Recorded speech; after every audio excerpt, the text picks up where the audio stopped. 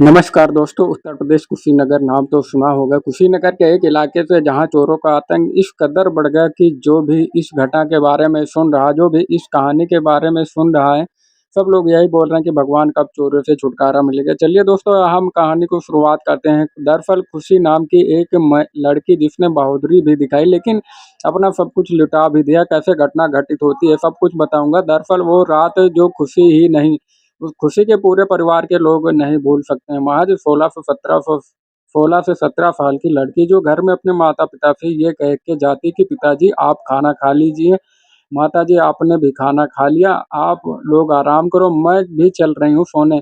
क्योंकि खुशी के जो भैया और भाभी थे, खुशी का जो भैया था वो भैया अपनी पत्नी को लेकर के ससुराल गया था किसी काम के वास्ते कि मैं कल सुबह तक 10 बजे तक आऊँगा। खुशी ने कहा ठीक है भैया कोई बात नहीं, अभी भाभी को लेकर के जाओ, घर तो मैं सँभाल ही लूँगी, घर पे ही कौन है मम्मी-पापा और उनको खाना-पीना खिला के और जो भी दवा वगैरह खिलाना होगा पापा या मम्मी को, साथ दवा वगैरह खिला दूँगी, उसके बाद मैं भी जाऊँगी आराम से सो जाऊँगी।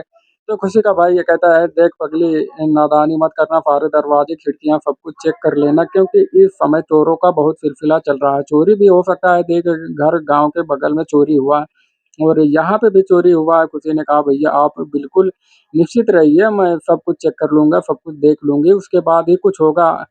आप निश्चिंत होकर जाइए। ये सारी बातें कहने के बाद खुशी अपने कमरे के अंदर जाती। कमरे के अंदर जब वो सोती तकरीबन साढ़े 11 बजे 12 बजे के अप्रोक्स मोबाइल भी चला रही थी। रील्स वगैरह, फ़ेसबुक वगैरह सब कुछ देख रही थी कि धीरे-धीरे करके उसकी आँखें लग गईं। अब खुशी आँख बंद करके सोने ही वाली थी कि महज़ 15 मिनट हुए थे उसके आँख लगने के। घर में कुछ खटपट हल्की आवाज़ें आनी शुरू हो गई और खुशी को ये लग गया कि घर में कोई तो कोई है।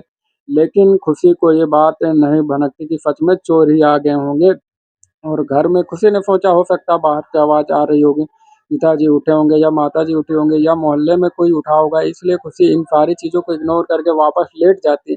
लेकिन उसी बीच 3 से 4 चोर घर में एंट्री कर चुके थे। शायद खुशी उस वक़्त निकल कर अगर चीखे होते, चिल्लाए होते तो शायद वो घटना ना घटित होती, लेकिन वो ऊपर वाले को मंज़ूर होता है, वो भला टाल कौन सकता है। वो धीरे-धीरे करके घर में प्रवेश करते हैं और इत्तेफ़ाक देखो उसी दिन खुशी अपने भैया के ही कमरे में सोई थी, अपने भैया और भाभी के कमरे में, चूँकि उस कमरे में उसके भैया ने एसी लगवा के रखा था। तो खुशी ने सोचा आज भैया और भाभी कमरे में है नहीं तो क्यों ना पूरी रात एसी चलाकर सोया जाए और मज़ा किया जाए। बस यही उसके लिए सज़ा बन गया।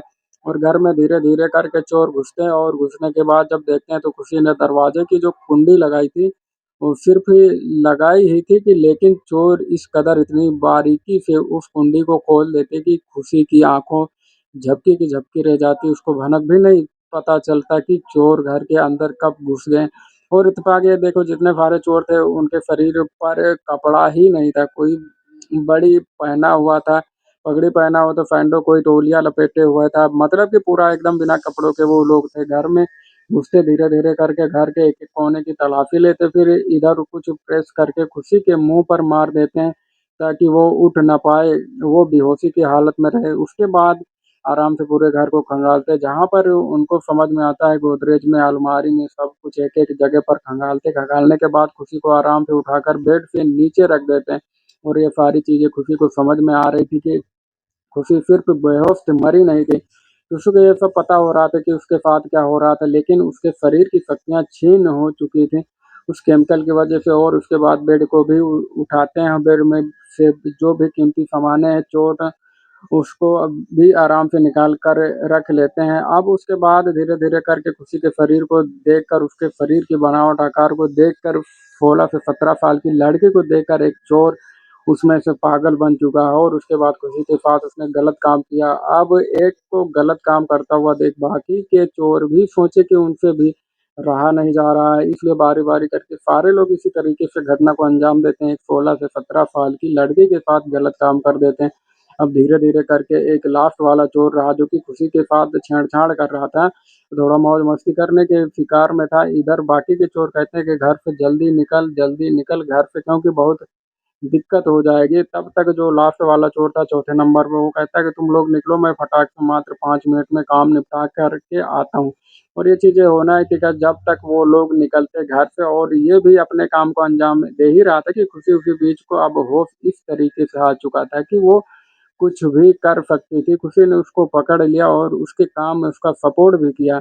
अब उसको थोड़ा अच्छा लगने लगा। खुशी ने यहाँ तक भी कहने लगी कि मुझे ठीक लगा, मुझे तुम बहुत पसंद आए, मुझे भी तुम्हारे साथ चलना है। तरह-तरह की बातों में खुशी ने इस तरीके से उसको रिझाया कि ऐसा वो चोर समझने लगा कि ये मुझको दिल दे बैठी है, प्यार कर बैठी। उसके बाद वो चोर खुशी के साथ बैठकर बातचीत करने लगा। खुशी को पकड़ लिया और पकड़ने के बाद दरवाजे की कोई किंडी लगाकर ज़ोर-ज़ोर से चोर का नारा जाने की आवाज़ देने लगी। अब यह चीज़ सुनने के बाद अगल-बगल के जो लोग थे, पड़ोसी के खुशी के माता-पिता थे, पूरे लोग 5 मिनट के अंदर के घर के चारों तरफ से घेर लेते हैं।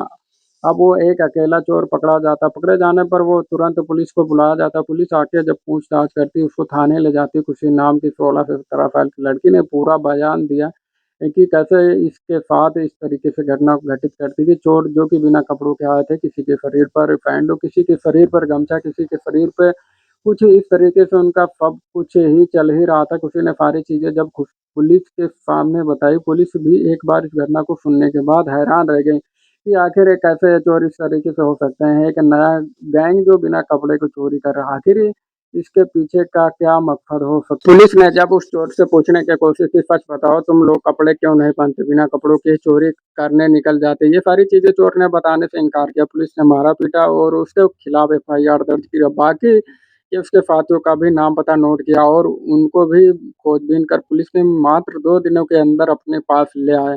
अब चारों चोर को पुलिस ने जेल भेज दिया। जेल भेजने के बाद खुशी से उसके परिवार से जो भी गहन लूटे थे, उनको वापस कराई पुलिस।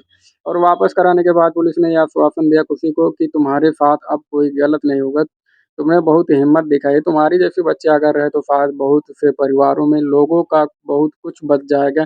तो खुशी ने अपना बहुत कुछ गँवा दिया और किसी को पकड़वा भी दिया, यानी कि चोरों को। और खुशी की लोग सराहना भी कर रहे हैं समाज में, और कुछ लोग बुराइयाँ भी कर रहे हैं। अब आपको बताना होगा क्या खुशी ने सही किया है, गलत किया? क्या खुशी चाहती थी तो इन सारी बातों को छुपा सकती थी जो चोरों ने उसके साथ किया? कोई भी कुछ भी नहीं जान पाता और सबकी नज़रों में महान भी बनी रहती और अपनी नज़रों में भले ही गिरी रहती। लेकिन खुशी ने पुलिस के सामने बयान दे करके लोगों को नज़रों में तो गिर गई, लेकिन अपनी बहादुरी का बहुत बड़ा परिचय खुशी ने दिया।